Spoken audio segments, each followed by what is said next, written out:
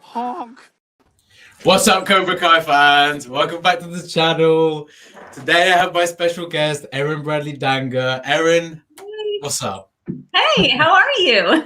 I'm very good. How have you been? Doing well, thank you. It's a crazy time of year. I feel like I don't know about for you, but people are just trying to ramp back up into real life from the pandemic and a year of lockdown and craziness, and it feels like everything's just coming out of the woodwork all at once. So a little overwhelming, but fun. Yeah, couldn't agree more. I mean, it has been quite crazy now. Obviously, the situation is very similar for everyone, but every country has this way of dealing with it. But yeah, overall, it has been very crazy. I mean, it's looking like there's the light at the end of the tunnel is being seen now. So, you know, with positive things are going to come, like this, the vaccination's out, all that. But yeah, how do you feel like you've adapted to this whole COVID situation during your career? I feel very fortunate that I haven't had, any close family members or friends that have had a loss. I've definitely had friends and family members with people in the hospital and people who have had COVID. No one in my direct bubble, thankfully. But my heart goes out to everyone who's been touched by it. I can't even imagine what some people are having to deal with, and losing jobs, and a lot of people in this and in the entertainment industry as well.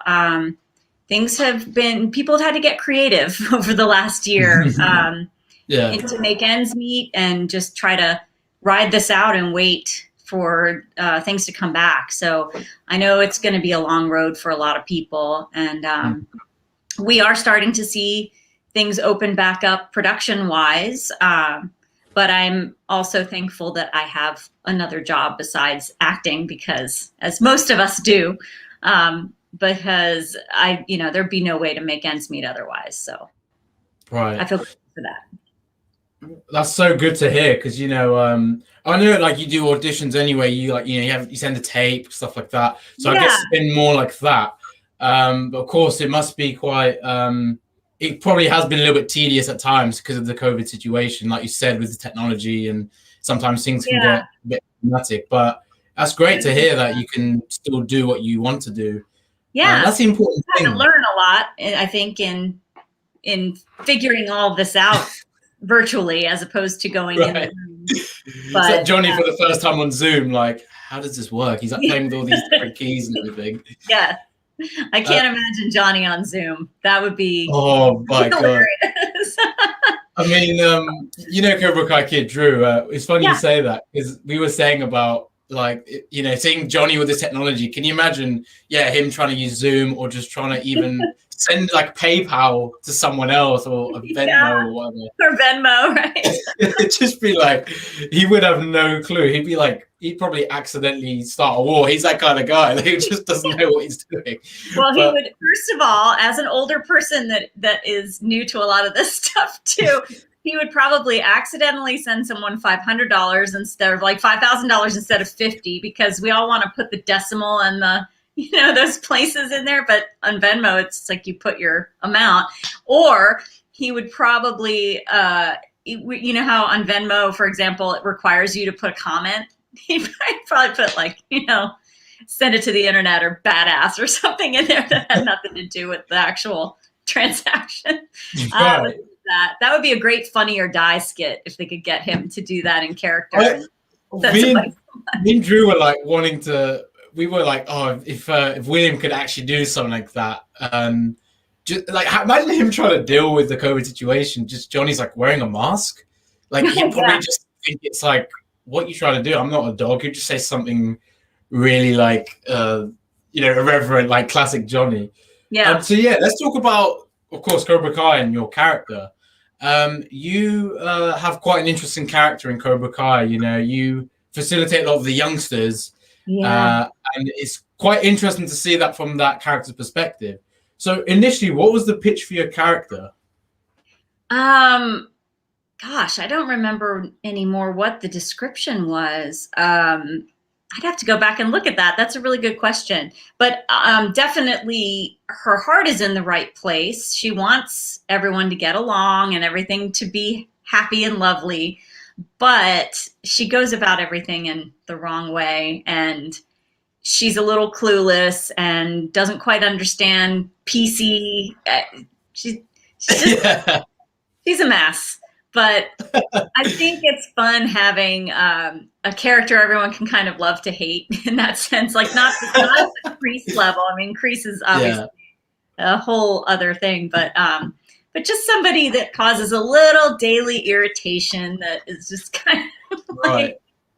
I don't know. I really enjoy her. I think she's bumbling and goofy, but you know, she ultimately wants everyone to just have a great school experience and not have their this drama interrupt their learning. You know, it's very very logical teacher-like goals.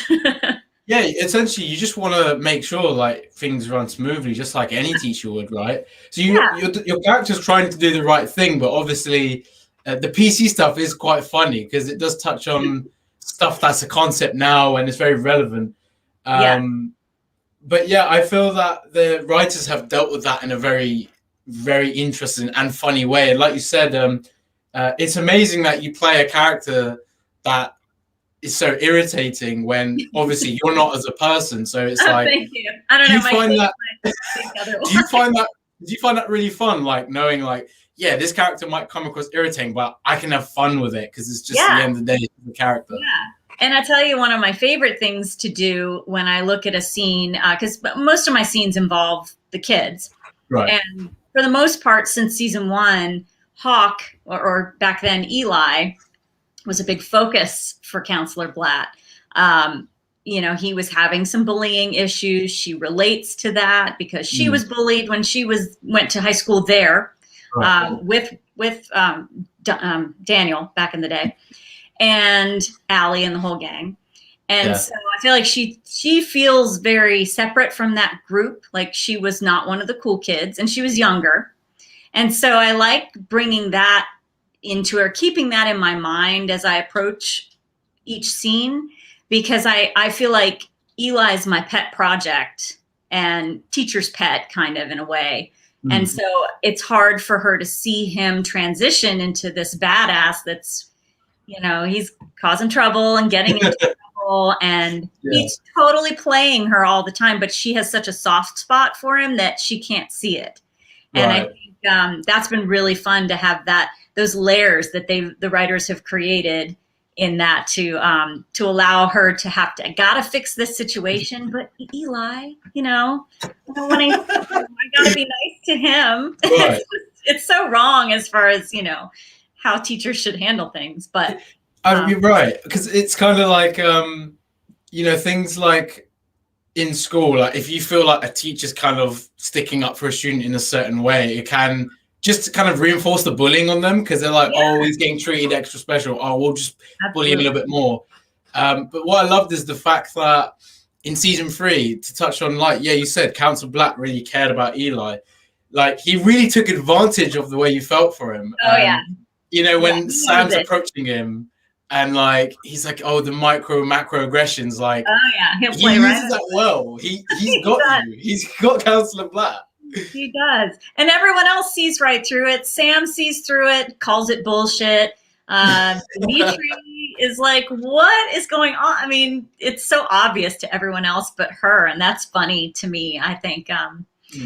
But playing that, it's not, the humor isn't in anything I'm doing. You know, it's in the writing, and it's in her really believing that makes it funny. And actually, there are a lot of fans that I hear from that it's not funny. They have, and you know, I've been bullied, and I think a lot of people relate to that, and they get very frustrated that she is so blind to it. They want her to deliver justice to the right party. You know, it's hard, I think, to separate that. So I hope people know that that's not me, and that I know my character is just there to create conflict and move the story along, and I'm not like, don't hate me.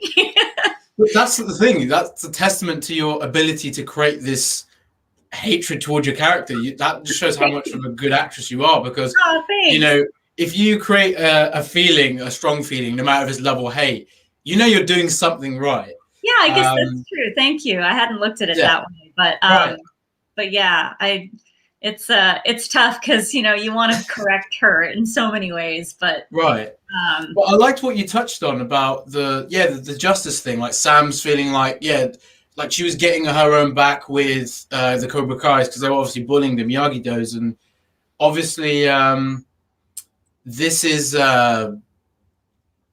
something that's very realistic, you know. Like I feel like in school there's been times where I've kind of got into not like a big fight, but I've had like a interaction with another student, and I feel like the teachers kind of not looked at it from my perspective as much as theirs, and they kind of choose a side. And as a teacher, it must be difficult to not try and blame someone like you were wrong and you were right, because you don't want that person to feel worse, and you don't want to, you know, make it a bigger deal.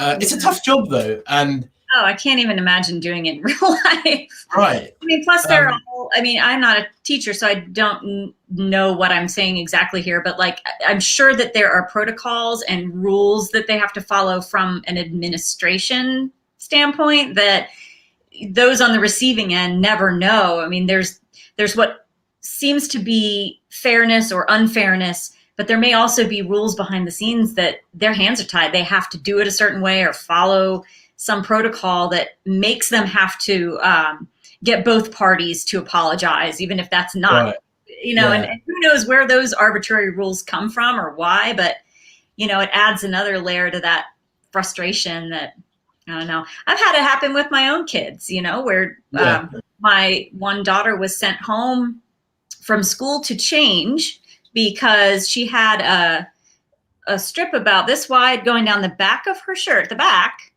It was like a cotton shirt, and it had this sort of lace part, but it also had a piece behind that you could not see through it. The lace itself was transparent, but there was a semi-opaque layer behind it.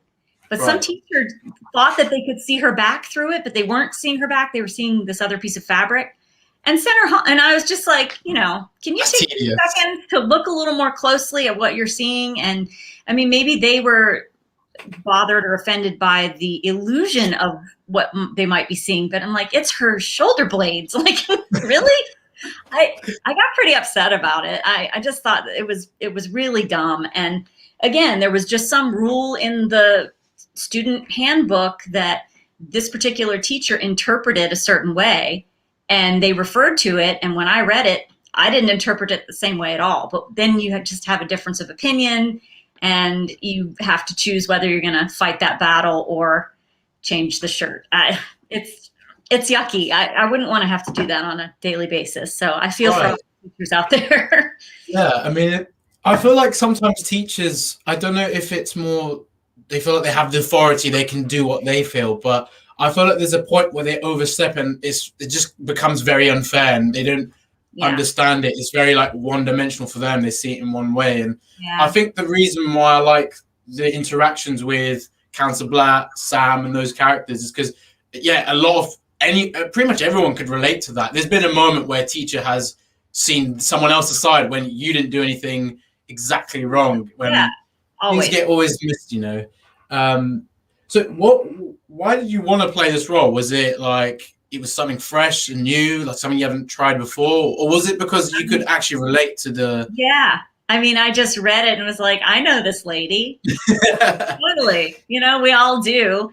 But I loved that she had those layers of here's the job that she has to do and the work part of it. But she cares for these students and really does want the best for them, even if she goes about it all wrong. So I really enjoyed that she had some heart and wasn't just this mean, you know, one-dimensional character.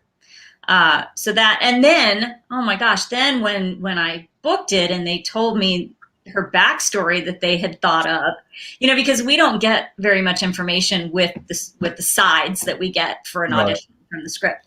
And so you make up a lot of that stuff yourself, just because the more you can develop your character, even in a couple days time for an audition, the more you're going to connect with that character as you do your audition. So most of what I had come up with for her was the same as what they had had in mind, but I had no idea about the backstory of her having gone to school with Ralph Macchio's character. Right.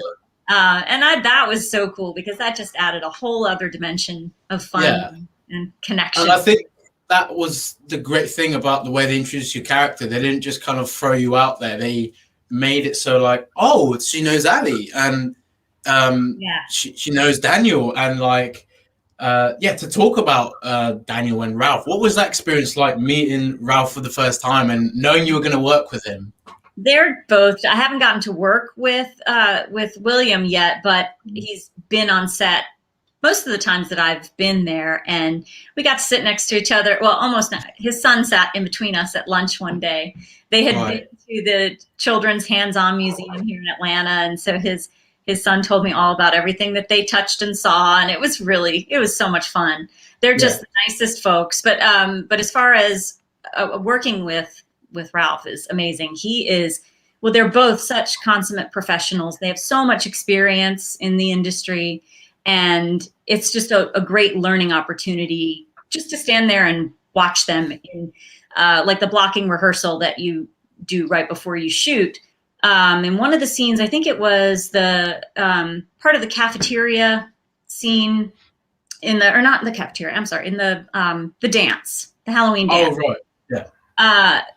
There was a part where Ralph and Mary Mauser are looking at each other across the room while she's texting him, telling him to, stay out of her business. And he's promising to be a ghost and not, that whole thing. But their eye line, there's a camera there. So she's over there, or really probably her stand-in in that moment. And he was working with the camera team to figure out where his eye line needed to be to connect correctly with where Sam was in the frame in what they were shooting for her coverage. Right. And I learned a ton watching him do that. They figured out exactly, he would give them some different options, looking, and they told him where the right one was. They put a piece of tape or a sticker on the camera so he could look at that spot. And, he asked really questions I didn't know to ask back then. Like, you always want to know what your framing is. And sometimes you get a shot list, but day players don't typically get that level of detailed information. But he's so into that whole thing. He really broke it down into, okay, what lens are they using? What's the framing they're going for? I mean, he was really into the direction side of it. And so I found that fascinating to watch and learn from.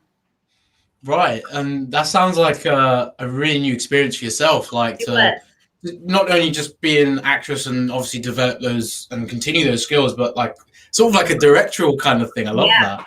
And I love that. For me, I mean, I took some film classes in college. I was a communications major, so a lot of the electives for my major were in telecommunication and film. And I took like motion picture history and criticism, and a couple writing classes where we would analyze films and scripts, and it was really fun.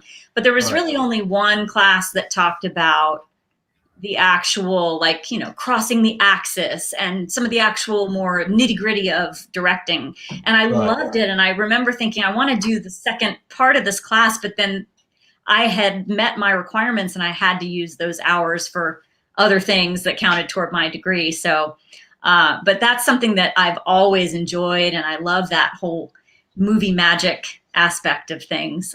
So yes, that was something, I knew a little bit about it, but not a lot, and enough to know the terminology that he was using.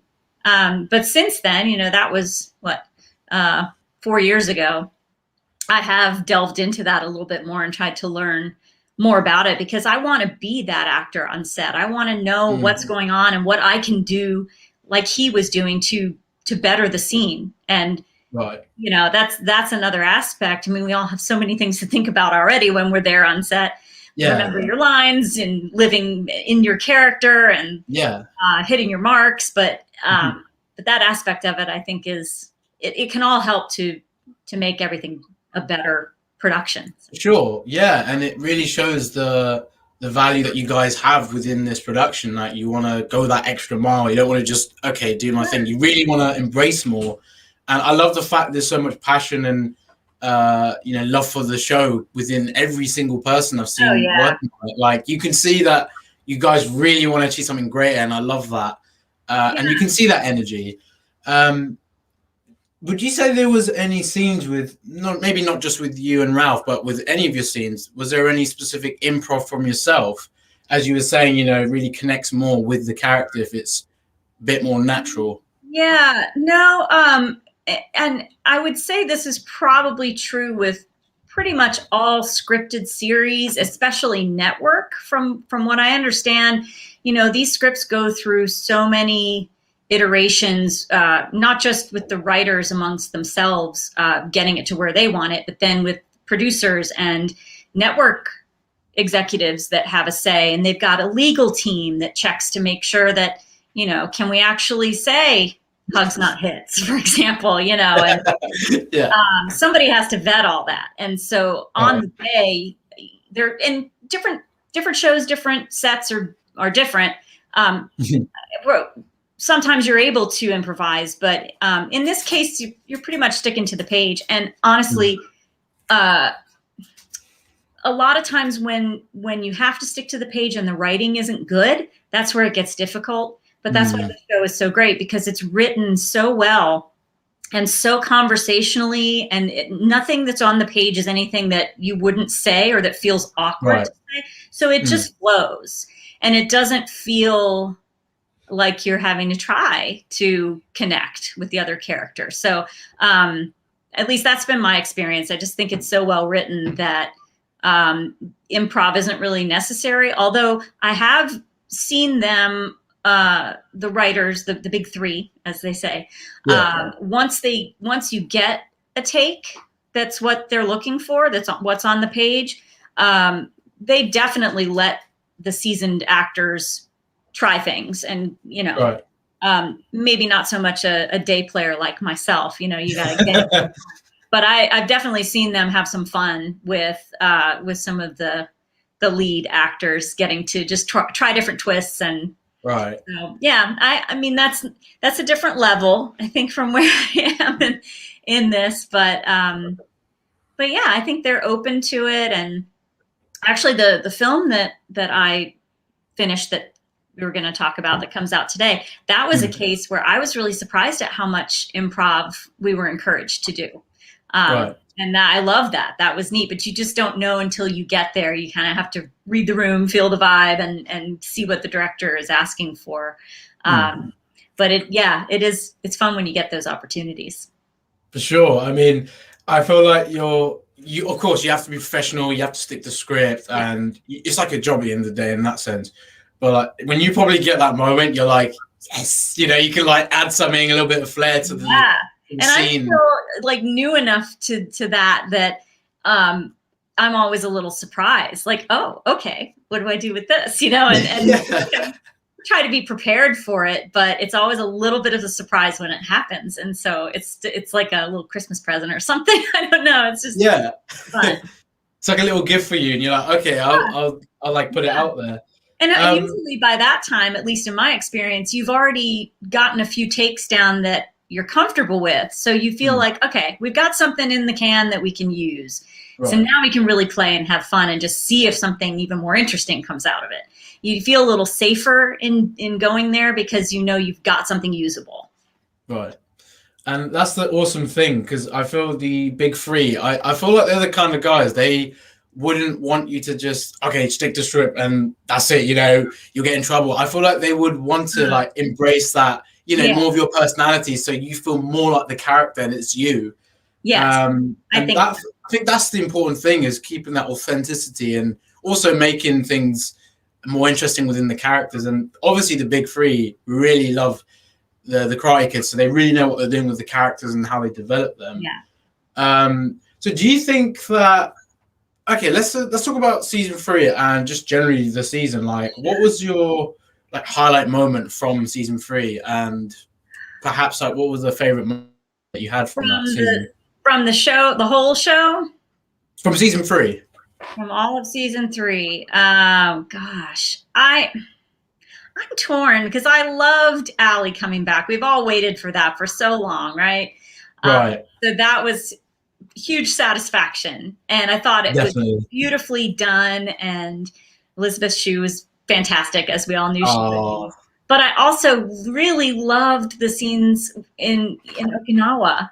I mean, that was a whole other twist that I knew it was coming because they were actually leaving to go shoot that in Okinawa the week after one of the days I was on set. So I had heard that they were flying over there, small group. Right.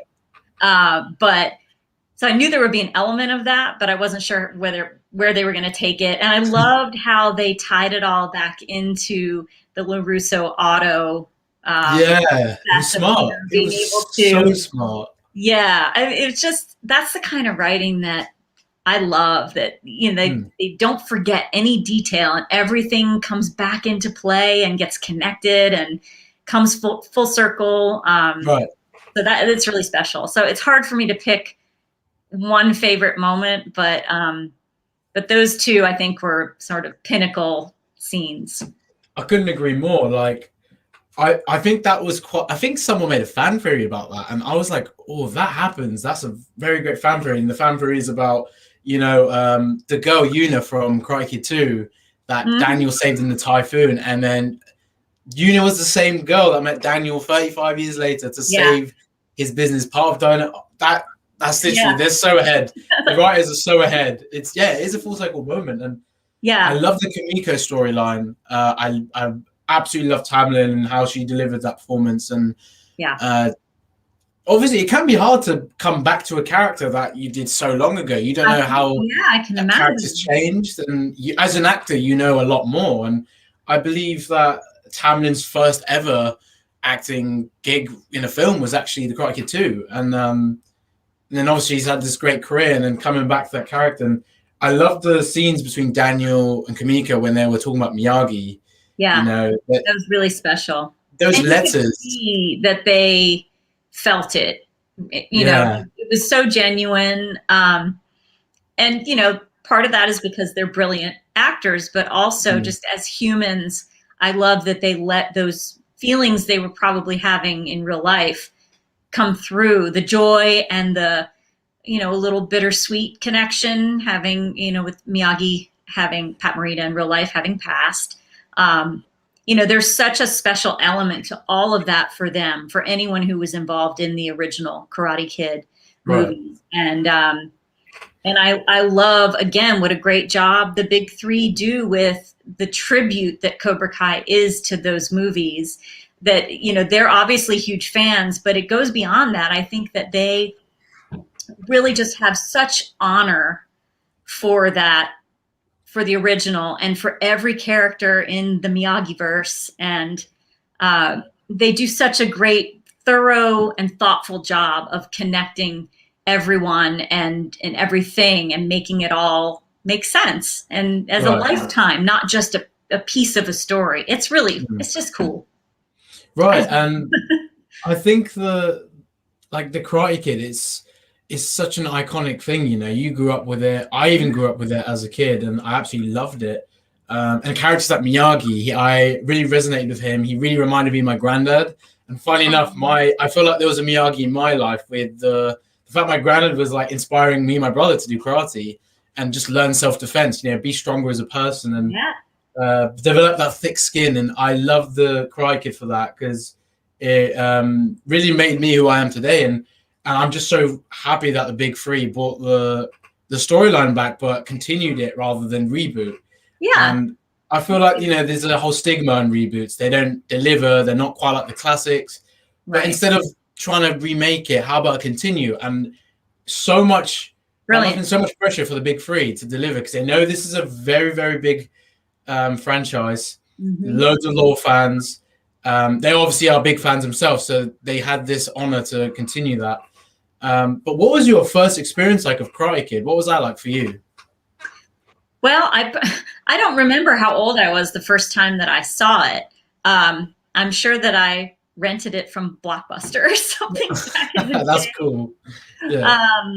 But I had watched it again not too many years before I got the audition for Cobra Kai. I have 2 kids, and like any good parent, show your kid the Karate Kid at some point. Right. Yeah. So we had watched it as a family, and then have since rewatched it at least 2 or 3 times, I think, since I got the role, because the kids, as they get older, they're like, oh yeah, I remember watching that, but they were younger. So we watched it again.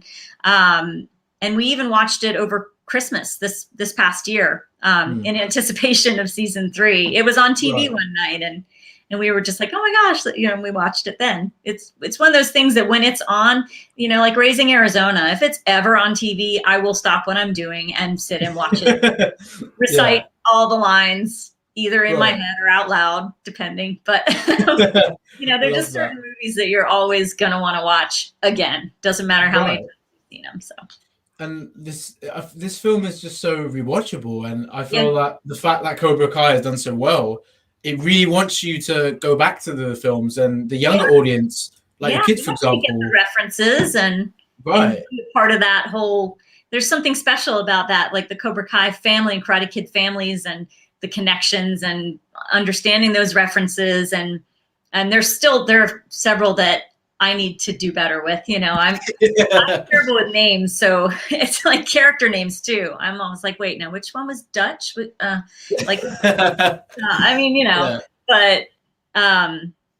think it makes it exciting for fans to have something really meaty to dive into. Right. And they've handled their legacy characters brilliantly. These storylines for Johnny, Daniel. Finally seeing Johnny in a way that people didn't see him in the original film was quite interesting. And I love the spin on this guy. He was the guy that he was rich, he had it all at that age, and then Daniel was like the opposite. And you can see how Daniel's a successful one, and now Johnny's kind of in the slums, and he kind of had like a rough life. And but you understand how misunderstood he was. Yeah, you'd think because Johnny had the wealthy father and all that entails, you'd think he would have had the better upbringing, but that left so many empty parts for him that he wasn't fulfilled in.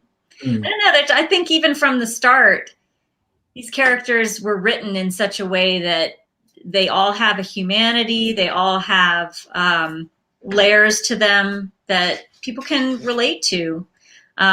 Even my mom loves the show because she said, I know nothing about karate, but I love the relationships and the story. And yeah, I mean, it's just classic, great writing. So it's that's the great thing about the show. Like, it's obviously karate's involved and it's the main aspect of it, but there's so many aspects of the show which you can relate to. Like you said, the relationships, it's the wisdom that you learn from the characters and the life lessons. Like a lot of kids can relate. Like they haven't got a father around like Miguel, or they've had a father but haven't really been great to them as a father, like Robbie. Yeah.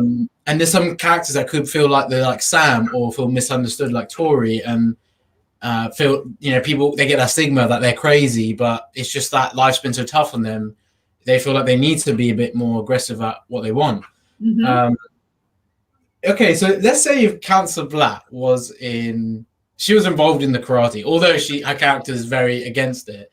Do you feel she would be in Miyagi-Do or Cobra Kai? Definitely Miyagi-Do seems more her style, but I'm pretty excited about Eagle Fang. Eagle Fang, right? There you go. I think they're once again brilliant. There's so many possibilities that I can't wait to see where they take all of this. But yeah, I think Councillor Blatt would, if she were going to take some karate lessons in her spare time, she would go to Miyagi-Do, because first of all, Daniel's there, and she has had this lifelong crush on him. So You can that tell, would yeah. probably be her main motivator. But also just because I think she would appreciate the mindset of it's not for trying to hurt people, it's strictly for defense, and that seems like it would resonate with her. Would you feel, as yourself, would you feel the same? Would you be in Miyagi-Do, or would you choose Eagle Fang or Cobra Kai? I don't know enough about Eagle Fang yet to decide about it. Seems like it's going in a good direction. But Yeah. I do really relate to the Miyagi-Do side of things. I have not taken any martial arts training or anything. I've done some self-defense courses, and I just don't like the idea of altercation. Like I don't want to fight somebody, but I want to be prepared. And I will tell you that the class that I took, actually took this cool course with a guy that here in Atlanta, his name is Matt Clanton, and he teaches like tactical work for actors. So Right. it's like self-defense, but also how to not look like an idiot when you have to fight on camera. And his classes are great. The one that I took really helped me to understand that, like, my elbow, I don't know why, I just like, I've got some power in that. You got them elbows. Oh, hurt somebody. You'd be good at Muay Thai then, because that's a lot of elbows, a lot of knees. You know, using the really sharp points of the body. Like, yeah. I mean, I just never realized how much like thrust you can put behind that. I love it. But also, I have a friend. My friend Rob is really into, like, have you ever watched any of the Ip Man movies? It's all, Ip Man. Oh gosh, now I'm going to say the thing wrong. Is it Shin? No, I'm not even going to try because I'm going to mess it up. What was the film called? Did you say Ip Man? Yeah, they're. With Donnie Yen. I'm not sure who all is in. There are a lot of different ones, and then there's the one guy who's like the main dude in all of them. I've only seen a couple, but I love the idea of the contact is so precise. Oh my god, that's exactly why I love it. Yeah. Yeah. What is the name of that technique? I think it's Wing Chun. Wing Chun. Thank you. Yeah. Right, yeah. I didn't want to say it wrong. I'm so glad you said. Wow, that's awesome. Like I love those, and I've only seen, there are probably like 6 or 7 of them now, and I have not seen the newest one, but I've seen 1 and 2. There's about 5. Yeah, there's like 4 that are part of the main story. There's like a 5th that's sort of part of the universe, and there's like a 6th, but I don't think it's different actor. I don't know if it's part of it. Yeah. But yeah, I love the fact you said it's very close contact. The angles you get, it's very intense, very quick. Yeah. You're like, what? Can you imagine seeing that Cobra Kai?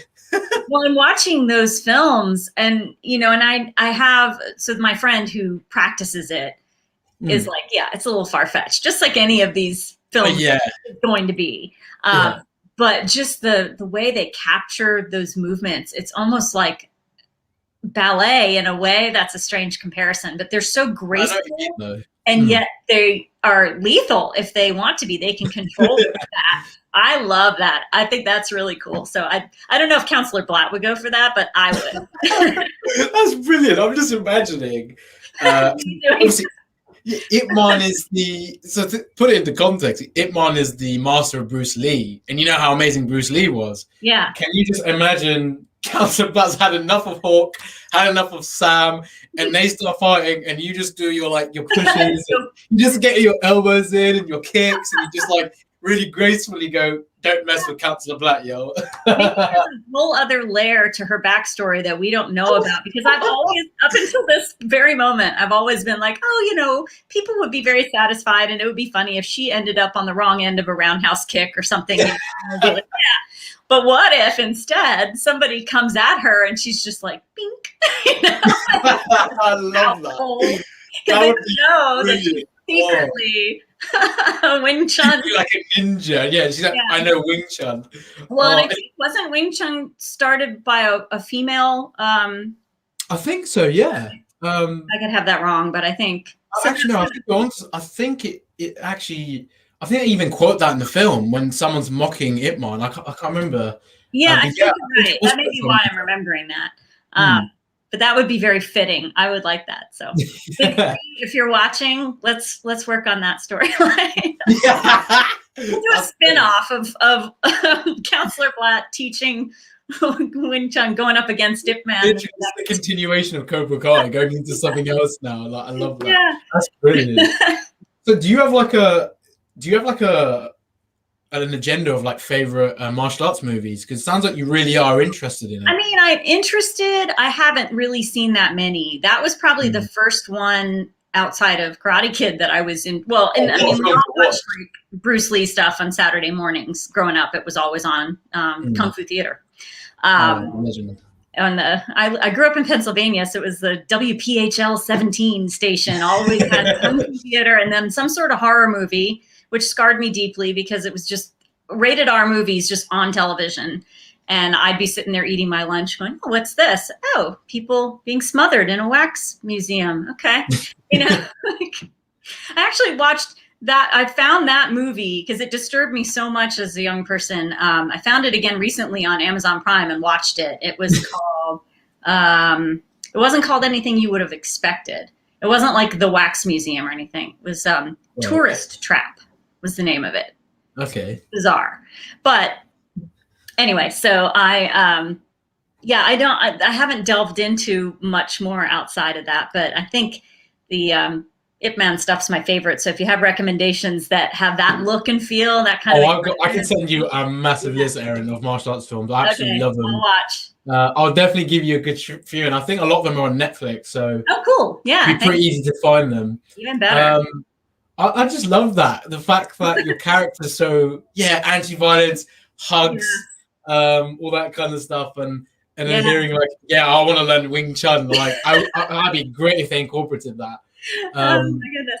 Yeah, and there are a lot of people who have been, a lot of fans have been laughing at the hugs not hits, just the timing with the pandemic. It's like you're just going to kill more people by hugging them than by. I didn't even think of it in that way, actually. But, you know, I didn't even think of it in that way. That's actually interesting. Yeah, it'd be dangerous to do that right now. So don't hug. No hugs or hits right now. Right.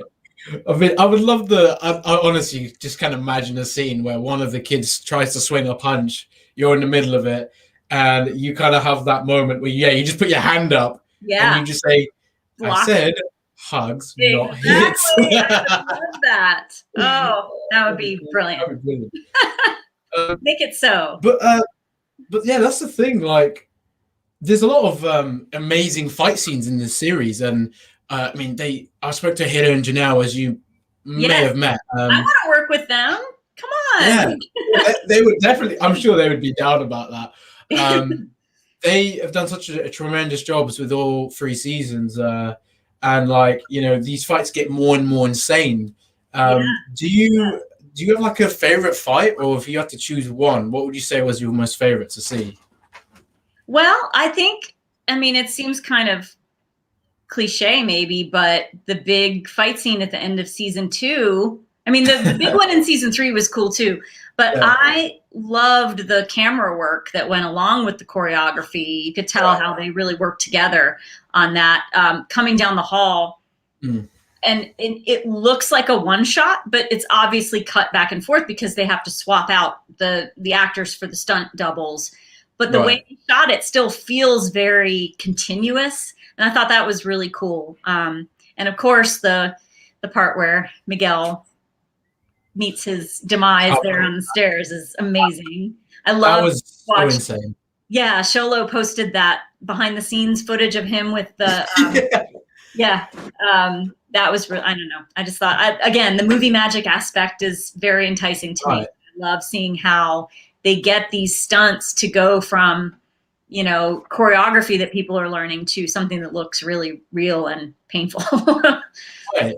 I mean, I think out of the show, I think Miguel and Johnny are my favorite. So when I saw that scene, I was like, I couldn't believe it. It was like, I don't know if you watch much of Marvel. It kind of gave me that same sort of vibe. Like, this is huge. It's like Thanos, and it just reminded me of like the crazy things I've seen in Marvel. And that for me, it felt like a very climactic scene in a film. Which is incredible because, I mean, speaking of Marvel, they have the resources both on set and in post to make this stuff amazing. And You know, for a show like Cobra Kai, especially in the early seasons, to be able to have the personnel and the, you know, the resources to make the scenes look as good as they do, I think that's really impressive. And it, you know, it only gets better as a show picks up momentum and has a bigger budget, and, you know. Right. Yeah, that's a real compliment that you tied those together. For sure. I mean, I think this is one of the reasons what gravitated me towards Cobra Kai. Because when I first watched it, it was like, yeah, I have to really remember Karate Kid. And I was like, first 2 episodes, my brother kind of introduced me to it. And I was like, wait, this Karate Kid? And I was like, this blonde guy, he looks familiar. And then I realized it was the bully of Daniel. And I'm like, oh, so they kind of did like a redemption arc for him. And then I saw Miguel, and then immediately I love these guys. I found their relationship quite relatable. And I liked the arcs with all the other characters, and I think like the season 1 gripped me. I mean, if you can't get into this show, you have not got good taste. I was gonna say that, but I mean, yeah, you get so gripped on the show, and I feel this show was too good for YouTube. You know, it was great they had a platform like that, but it always deserved to be on Netflix. You know. Yeah. I'm glad that it made the move and that it worked out for all involved. It sounded like the time was kind of coming to an end for YouTube to be doing original content. So it was gracious of them. I mean, I don't know what their contracts look like, but the only thing I can liken it to is friends I've had in the music industry who have entire albums that they've recorded with a label that will never see the light of day because they parted ways, and the label owns it. So unless they end up with an extra 50 grand or something to buy it back, it's gone. And that's really a shame. And I think maybe it isn't luck. Maybe it was just good people or good timing or a combination, but I'm so glad that they did not lose this or have it end because of that relationship ending. That the fact that YouTube agreed to let them move it and continue with it. I'm glad that all that worked out, because it did, as you said, it deserved the bigger audience, and it would have been a terrible shame if it had just fizzled out because of that. Right. So, like the show has so much potential, you know. It just felt like even after season 3, it's like it's just getting started. It's built on so much success with the first 2 seasons, and season 3 is at the peak now, and it's just season 4, you got all these fans are going crazy. You might see Terry Silver, Mike Barnes coming back. You're touching on the other Cricket stuff that they've made about the new students coming in. There have been a couple. There was a Deadline article, and other people have picked it up. Of obviously Peyton List and Vanessa Rubio are now series regulars, which is fantastic. So happy for them, and happy for us, because that means we're going to have more stories with them. And they're great characters. But then the 2 young characters coming in that will be new. That's an exciting. I mean, they're just. It shouldn't be a surprise, because they're so great. The writers are so great at giving us these twists and unpredictable places that they like to take the story. But every time that, you know, these little tidbits of news come out, you're like, oh my gosh, what is this going to be? This is going to be great. It's really fun. Yeah. I'm just really looking forward to what else they do with the characters, because there's so much more to touch on, like, you know, backstory wise, and there's so many things that are still like mysterious. And obviously the next War Valley is going to be very important to all the dojos.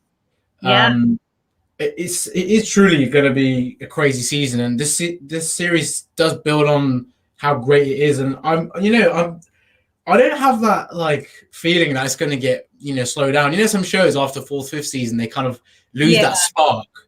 They kind of lose what they were good or why they were good. And I feel like Cobra Kai is not going that way. It feels it's just building on how great it is. I agree. And their creativity is seemingly so boundless that if things ever do start to get a little seemingly predictable, you know, they're going to throw something in that takes it in another direction that we all think, oh my gosh, why didn't we think of that? That's amazing. So I think it'll always stay fresh as long as they're in charge of writing it. Sure. So let's talk about the film that literally just released. I believe it's called Sun, right? Yes, it's called Sun. And you play a character called Susan. Yes.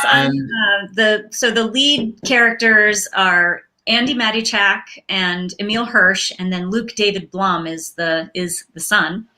And so I'm Andy's character's very close friend and neighbor, and I babysit for her son a lot when she's, needing to do her job a little longer, take night classes. And so it's a good supporting role. I can't say too much about it. You got to see it, but it's a great, Ivan Kavanaugh wrote it and directed it. It's a psychological thriller.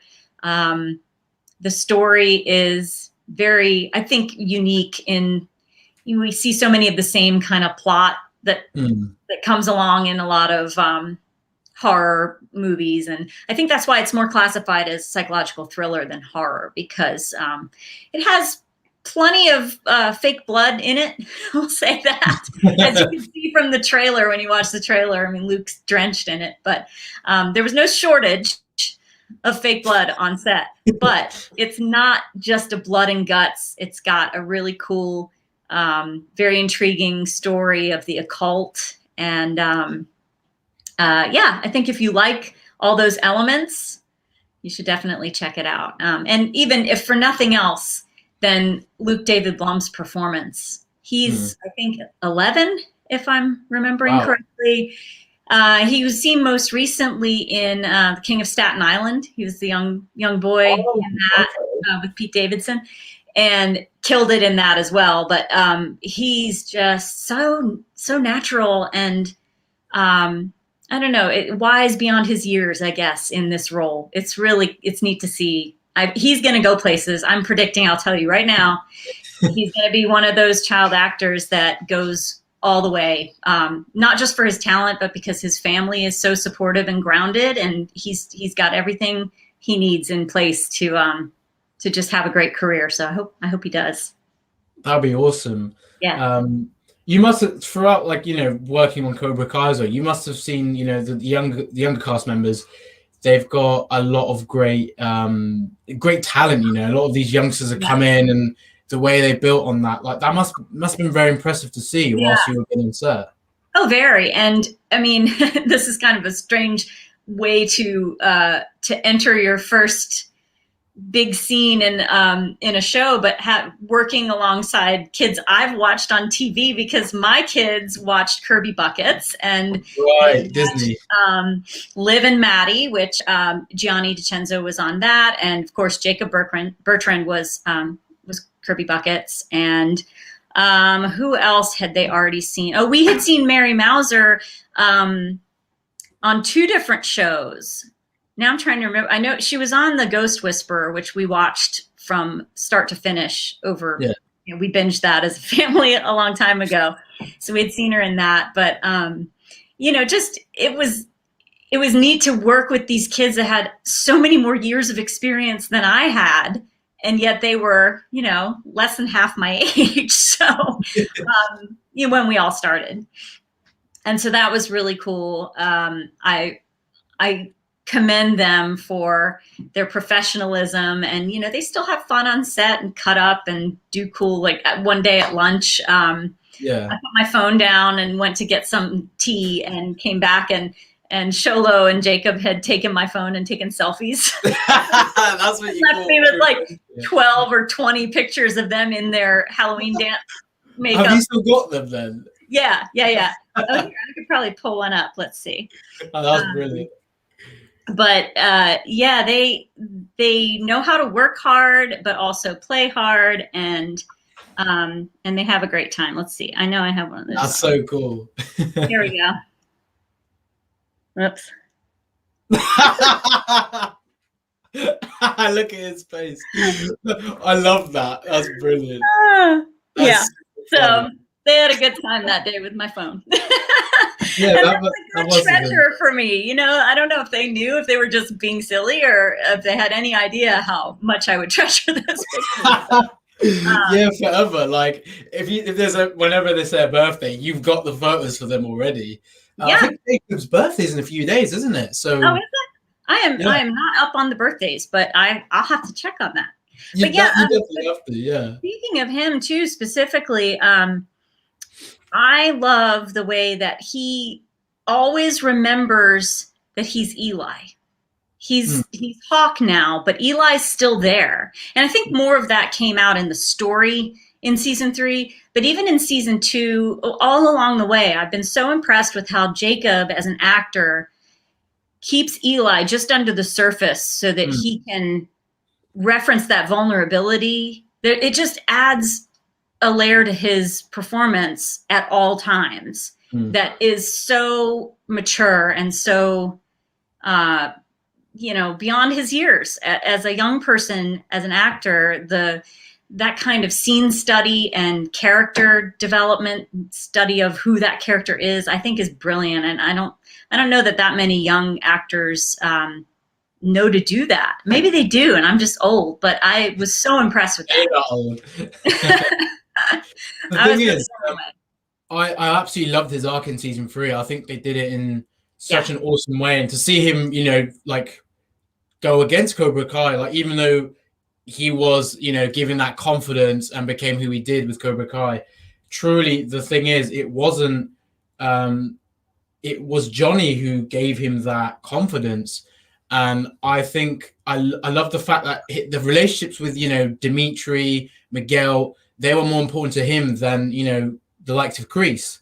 And I love the fact, he was still, that was Eli coming out there and realizing he wants to be badass and confident, but he doesn't want to be an arsehole. And I love the Jacob smashed it, like, to get that, to sort of go from Eli to Hawk must have been so difficult, but he did it so naturally. And like you said, very graceful. Like I said, I think he keeps it right under the surface so that he can always tap into that. And I don't know what his process is, and I wouldn't speak to it even if I did. But I think however he does tap into that, he's nailing it. It just gives a layer of humanity and realism and just an authenticity to it that is really special, and it comes through in his performances. It's so believable in what sometimes can be a slightly far-fetched scenario, maybe like in the big fight scenes, but he still has that. I don't know. It all just works to keep it grounded. I love that. Yeah, for sure. Right. So what I was thinking is we can get some fan questions now. I think we've got quite a few. So yeah, guys, what I'm going to do is I'm going to share you the link and post it right now. So you guys can ask your questions for Erin, anything about Cobra Kai and anything you want to know about her. Within reason, guys. Within reason. I put that out there. I reserve the right to not answer, right? If it's too we'll show no mercy and just kick them out. All right. Cool. So let's see. I always like seeing who's brave, and immediately you'll see like a little thing pop up. So you'll see these people. See the ticker. Oh, we've got one already. All right, let's change the layout. And who do we go with first? Wild Wolf, you're live. What's up, man? How's it going?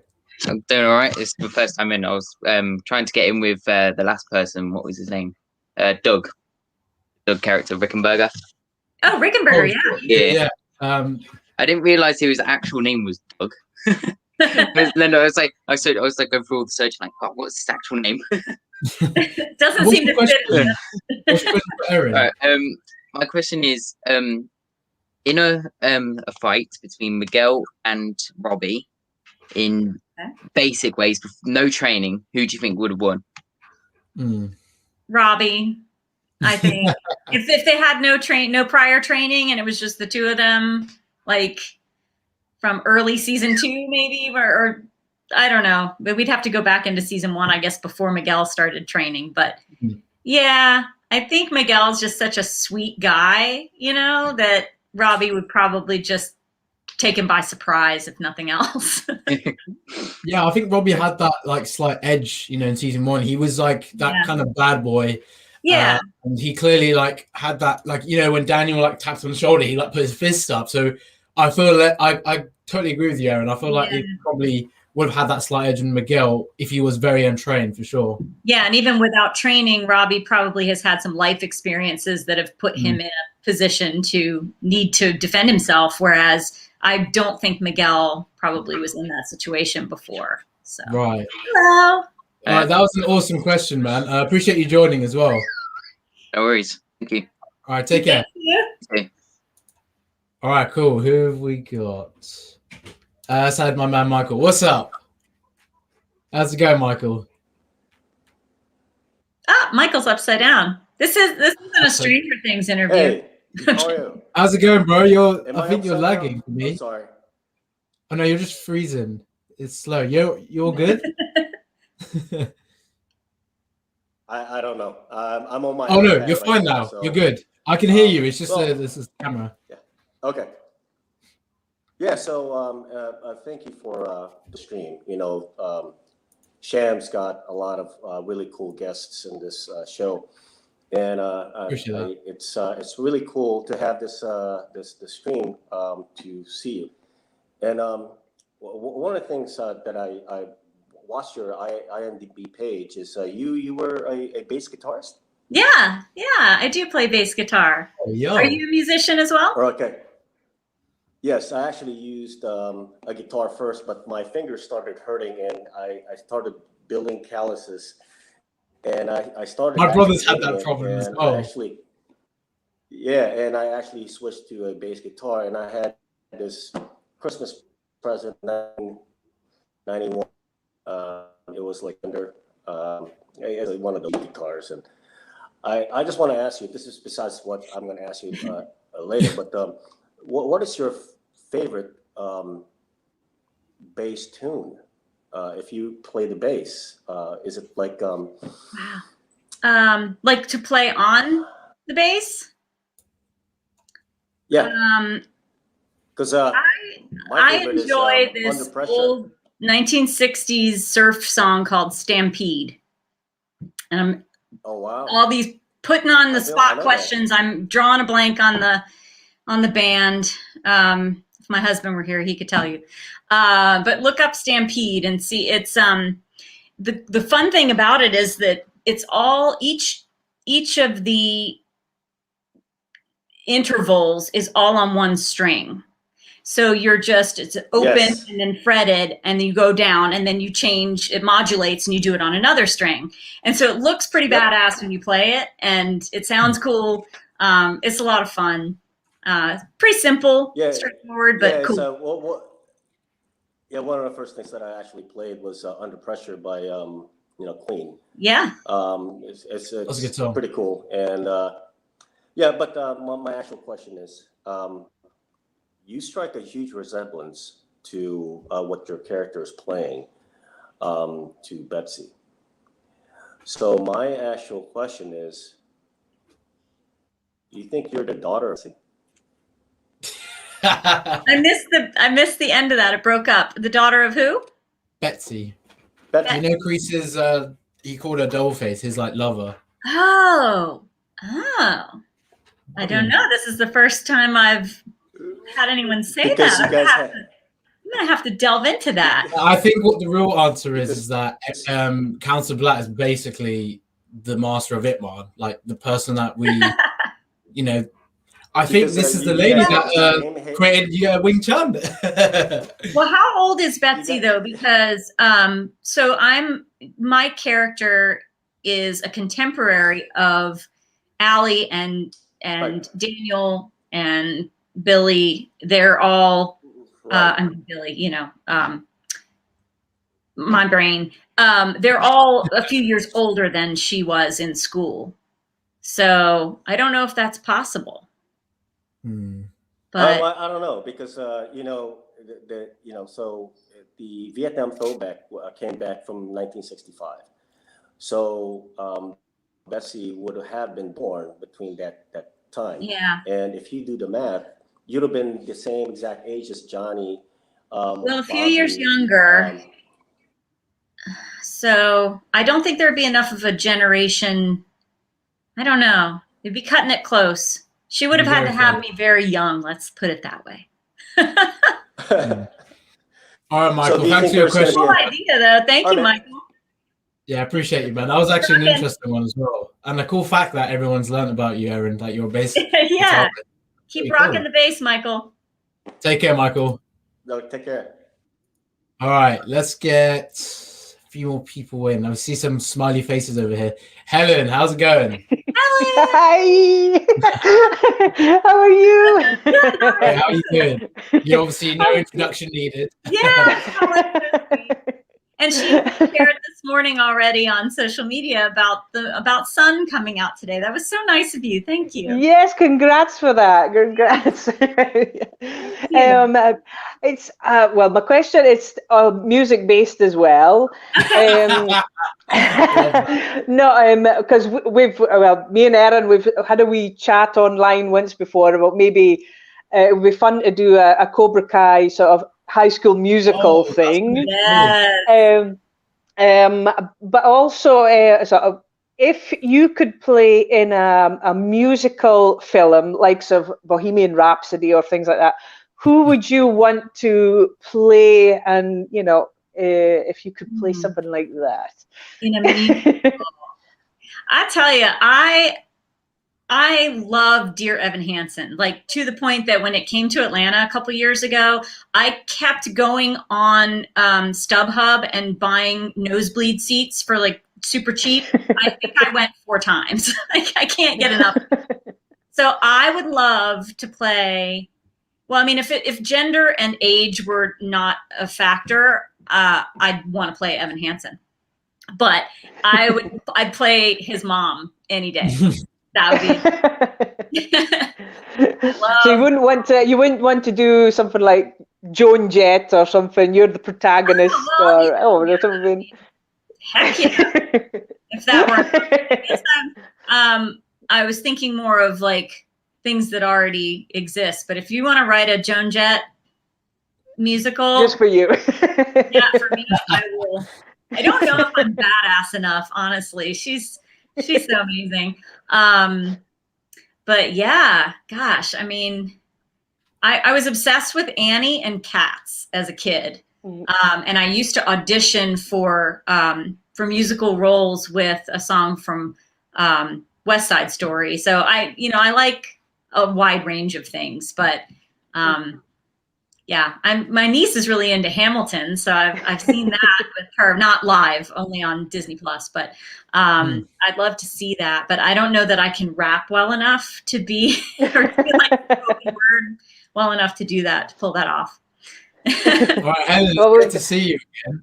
Great to see you. Yeah, well, we'll definitely still need a behind-the-scenes Cobra Kai musical. We'll need that. I am all for that. Although, when we put that out there, a lot of the fans were like, "Oh, hell no! Do not put Kai with musical." No, but I think it'd be fun, and I am all for it. I would do it in a heartbeat. All right, awesome. Good to see you, Helen, again. I'll catch you soon. Thank you. Welcome. Take care. Thank you. You take care. All right, awesome. It's good to see you as always. Yes, awesome. Stone, you are live. What's up? You there? Stone? All right. I think I normally give him 5 seconds. If not, okay. No mercy out there. Connection issues. Erin, what's up, man? How's it going? Hey, how you guys doing? Hey, Erin. Yeah, pretty good. Aaron and Erin. Aaron and Erin, yes. So my question is, what was like your favorite scene to film? Oh, thank you. That's a good one. I really enjoyed the cafeteria scene in season 1 where I make the speech, but it's hard to explain why because you all didn't get to see the majority of it. It got cut. But there was a piece of that where Councillor Blatt goes on in her speech about bullying to say that she was bullied when she went to school at West Valley back in the day, and that the kids used to call her Pizza Face because she had acne. And in that moment, Brooks, who's sitting at a table across from where Councillor Blatt was standing for that speech, threw a piece of pepperoni from his pizza, stuck to my face, fell and landed on my shirt. Oh, that would be so good. I'm like almost in tears. It was brilliant. It was so funny, but it got cut for time. So I keep holding out hope that maybe at some point they'll release the deleted scenes in something other. I mean, there were a few at the end of the DVD, but I really want to see that scene because it was so much fun. Because the deal was where the camera was situated, the table where Brux was sitting had to be too far back for him to actually throw a piece of pepperoni in real life and have it hit me. So in front of the camera, they had a pneumatic, like a kind of like a potato gun, but it was made to shoot the pepperoni. And they experimented with wet pepperoni and dry pepperoni and like see which one that would shoot the farthest and stick right. And it was a blast. It was so much fun. That's a big process for that. I love that. Yeah, I know. I was sad it got cut. It was really funny. But thank you for that question, because that's such a fun memory. I appreciate you, Erin. Thanks. That's a great question. Thanks for coming on, man. Yeah, thanks. It was cool seeing about the, you know, behind the scenes and deleted scenes. That was really cool. Awesome, man. Thank you. All right, we'll take one more. Let's have this man right here. Sam, how's it going, man? Hey, Sam. Hi. Hey, buddy. How's it going? It's going quite well, actually. Just well, I literally just got the Cobra Kai game yesterday. Right. Awesome. Yeah. Is Councillor Blatt in there anywhere? Because I've not even she played should it yet. sneak up on you right when you're trying to kick someone. You're too and OP. You're too OP for the game. You're DLC. You have to buy Councillor Blatt because he's that good. Okay. I don't actually. I'm just guessing. Yeah. So what's your question, bro? My question is, out of all the characters in the show, which character do you relate to the most, but you cannot choose your character? Okay, that's fair. Gosh, that's a tough one. Yeah, there's a lot of characters. Yeah, because there are so many. But I think I relate to Vanessa Rubio's character, Miguel's mom, because I'm a mom, and I can imagine how hard it must be for her to want to protect her son, but also let him have his independence and do this thing that excites him. But having like an adult like Johnny in the mix that's not super reliable or seemingly trustworthy would be hard. I think she handles it well. But then, you know, there's that attraction there too, so which I can also understand and relate to. So yeah, I think I would pick what is her character's name? Why am I blanking? Carmen. Carmen, thank you. Yeah. All right, awesome. That was a great question, Sam. Thank you for coming on, man. It's always good to see you. Yeah. Take I've care. been super busy. I've not had a chance to check your channel out in a while. Oh, no worries, man. I appreciate your support and everything, man. It really means a lot. All right, take it easy. Yeah. See ya. All right, awesome. Well, that's a wrap on our interview. So, Erin, thank you for doing this. Thank you so much for having me. This was so much fun. Yeah, for sure. Honestly, I'm definitely down to talk to you in the future with other projects and stuff. And yeah, is there anything else you're working on that you can kind of share, or you're not? Is that kind of the? I don't have any news at the moment other than that Sun opens today in select theaters nationwide. It'll be in the UK next weekend at the Dublin Film Festival, and that's all virtual, so it's available online there to watch. It'll be on Shudder and I think, you know, digital on demand pretty much everywhere today. So if you're looking for something to do tonight, check out Sun, please. Thank you. Awesome. All right, I'm definitely going to check that out. I like the idea of it. Like you said, psychological thriller, and you guys know how great psychological thrillers can be. So yeah, guys, thank you for tuning in, and such a blast again talk to you, Erin, about your experience with Cobra Kai. And yeah, this has been super fun. So guys, thank you for tuning in. I know I tried to get to all your questions. There's loads of people always trying to make this fair. So yeah, thanks for everyone that joined, everyone that participated, asked you a question. You had some really good ones. If someone wants to ask a question that we didn't have time to answer, I'm on Instagram at the Dangar Zone, and you can hit me up there. And I wanted to ask one thing. Is that a reference to the song, The Dangar Zone? I knew it. I knew it. The Top Gun. Well, no one ever spells my last name correctly. I always get danger, but it's actually Dangar. And you know, it's 2 A's and not an E. So it's, you know, we just decided we would make a joke of that a while ago. And I love that. So I went with it. Oh, that's great. Again, thank you to everyone tuning in, and we'll see you next time on the channel. Thanks, everybody.